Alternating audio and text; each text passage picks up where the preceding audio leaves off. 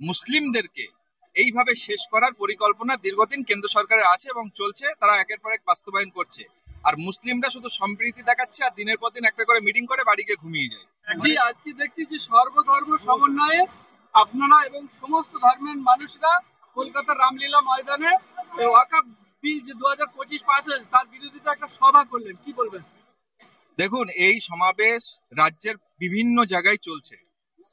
আমরা একটাই দাবি আমাদের, শুধু আজকে মুসলিম সম্প্রদায়ের উপরে, আপনি জানেন দেবত্ব সম্পত্তি হয় হিন্দুদের আর মুসলিমদের হয় অকাপ সম্পত্তি।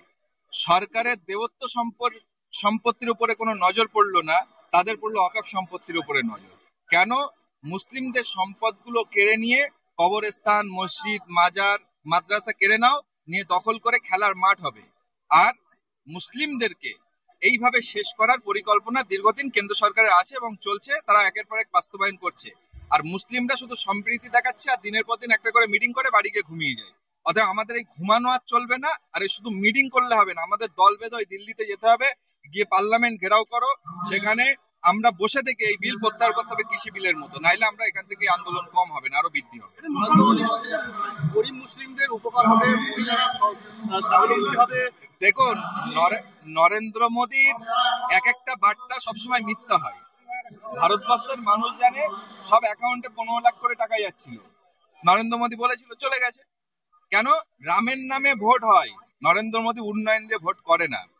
মুসলমান গরিবদের দরদ যদি লাগে, পার্লামেন্টে নরেন্দ্র মোদী সরকারের একটা এমপি মুসলমান নেই কেন? তাহলে মুসলমানদের দরদের কথা কে বলবে?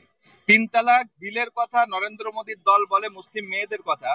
আপনি আমাকে গোটা ভারতবর্ষের প্রতিটা বিধানসভা, প্রতিটা রাজ্যসভা, প্রতিটা পার্লামেন্ট, আপনি একটা মহিলা মুসলিম মেম্বার যদি এই দলের থাকে, তাহলে মহিলাদের সুখ তারা বুঝতো। অর্থাৎ সংখ্যালঘু মুসলিমরা যাদের দলেই নেই নেতৃত্ব হিসাবে, তারা কি বুঝবে মুসলমানের দল?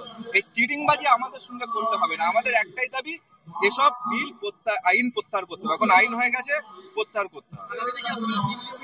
দিল্লি অভিযান হবে, তো ব্রিগেড হবে। তারপরে আমরা মুসলিম পার্সোনাল ল বোর্ড এবং এছাড়াও আমরা বসিরহাট, মাওলানাবাগ দরবার শরীফ, আল্লামা রুহুল ফাউন্ডেশন, ফুরফুরা দরবার শরীফ, অন্যান্য দলমত নির্বিশেষে সে আহলে হাদিস, বেরেলি, লামুজাবি, ফকিরি যাই বলেন, মুসলিম কমিউনিটি সহ দলিত, আদিবাসী, শিখ, ইসাই সবাই আমাদের সঙ্গে একসঙ্গে দিল্লি আমরা যাব। আমরা রাস্তায় বসবো, কৃষি বিল প্রত্যাহার হয়েছে আইন, ওয়াকফ আইন প্রত্যাহার হবে। কিন্তু আমি আবারও বলছি, মুসলিমরা যদি সংযত না হয়, মুসলিমরা যদি এখনো ঘুমায়, মনে করেন বাজার করে খাবো আর শোবো, আপনার ভবিষ্যৎ খারাপ আছে। আপনারা নামুন, কাফনটা নিন আর চলুন। আমরা মরলেও আমরা আমার কওমের জন্য, আমার কবরস্থান না, আপনি মরলে আপনার লাশ পোড়ানো হবে। তা আগামী দিন আপনারা জেহাদ নিয়ে তৈরি হন, যে আমরা আইন বিরোধী জেহাদ নয়, আমাদের নিজেদের মধ্যে আমরা আমাদের সম্প্রীতি, আমাদের ধৈর্যর পরীক্ষা দিয়ে আমরা আইনত ভাবে লড়াই করে, আমরা পার্লামেন্ট ঘেরাও করে বসে থেকে আমরা আইন প্রত্যাহার করবো। ইসলামের পাশে আমরা আছি এবং থাকবো ইনশাআল্লাহ, সবার সামনে থাকবো। আমি বলবো যুবকরা আসুন, আগামী 15 তারিখ বসিরহাটে দরবার শরীফের পক্ষ থেকে, আমরা এখন থেকে সব জায়গায় ক্যাম্পিং চলছে, 15 তারিখে পুরো বসিরহাট জাম করা জমায়েত হবে, সেখানে সকলকে আসার অনুরোধ করব।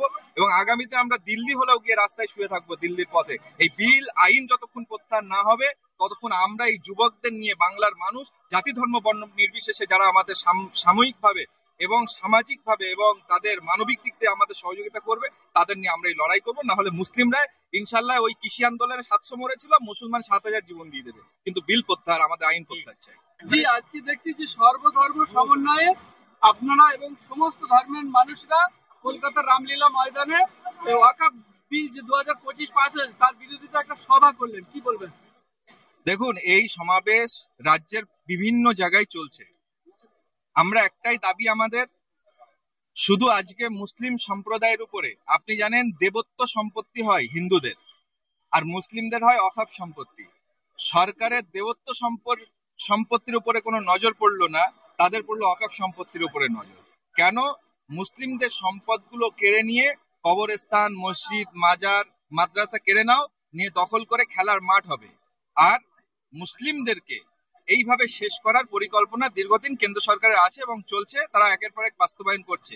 আর মুসলিমরা শুধু সম্প্রীতি দেখাচ্ছে আর দিনের পর দিন একটা করে মিটিং করে বাড়ি গিয়ে ঘুমিয়ে যায়। অতএব আমাদের এই ঘুমানো আর চলবে না, আর এই শুধু মিটিং করলে হবে না, আমাদের দল বেঁধে ওই দিল্লিতে যেতে হবে, গিয়ে পার্লামেন্ট ঘেরাও করো, সেখানে আমরা বসে থেকে এই বিল প্রত্যাহার করতে হবে কৃষি বিলের মতো, নাইলে আমরা এখান থেকে আন্দোলন কম হবে না, আরো বৃদ্ধি হবে। উপকার হবে, মহিলারা স্বাবলম্বী হবে। দেখুন, নরেন্দ্র মোদীর এক একটা বার্তা সবসময় মিথ্যা হয়। ভারতবর্ষের মানুষ জানে সব অ্যাকাউন্টে 15 লাখ করে টাকা যাচ্ছিল। নরেন্দ্র মোদী বলেছিল, চলে গেছে। কেন? রামের নামে ভোট হয়। নরেন্দ্র মোদী উন্নয়ন দিয়ে ভোট করে না। মুসলমান গরিবদের দরদ যদি লাগে, পার্লামেন্টে নরেন্দ্র মোদী সরকারের একটা এমপি মুসলমান নেই কেন? তাহলে মুসলমানদের দরদের কথা কে বলবে? 3 তালাক বিলের কথা নরেন্দ্র মোদীর দল বলে, মুসলিম মেয়েদের কথা। আপনি আমাকে গোটা ভারতবর্ষের প্রতিটা বিধানসভা, প্রতিটা রাজ্যসভা, প্রতিটা পার্লামেন্ট, আপনি একটা মহিলা মুসলিম মেম্বার যদি এই দলে থাকে, তাহলে মহিলাদের সুখ তারা বুঝতো। অর্থাৎ সংখ্যালঘু মুসলিমরা যাদের দলেই নেই নেতৃত্ব হিসাবে, তারা কি বুঝবে মুসলমানের দরদ? এই চিটিংবাজি আমাদের সঙ্গে করতে হবে না। আমাদের একটাই দাবি, এসব বিল আইন প্রত্যাহার করতে হবে। এখন আইন হয়ে গেছে, প্রত্যাহার করতে হবে। দিল্লি অভিযান হবে, ব্রিগেড হবে। তারপরে আমরা মুসলিম পার্সোনাল ল বোর্ড এবং এছাড়াও আমরা বসিরহাট, মাওলানাবাগ দরবার শরীফ, আল্লামা রুহুল ফাউন্ডেশন, ফুরফুরা দরবার শরীফ, অন্যান্য দলমত নির্বিশেষে সে আহলে হাদিস, বেরেলি, লামুজাবি, ফকিরি যাই বলেন, মুসলিম কমিউনিটি সহ দলিত, আদিবাসী, শিখ, ইসাই সবাই আমাদের সঙ্গে একসঙ্গে দিল্লি আমরা যাব। আমরা রাস্তায় বসবো, কৃষি বিল প্রত্যাহার হয়েছে আইন, ওয়াকফ আইন প্রত্যাহার হবে। কিন্তু আমি আবারও বলছি, মুসলিমরা যদি সংযত না হয়, মুসলিমরা যদি এখনো ঘুমায়, মনে করেন বাজার করে খাবো আর শোবো, আপনার ভবিষ্যৎ খারাপ আছে। আপনারা নামুন, কাফনটা নিন আর চলুন।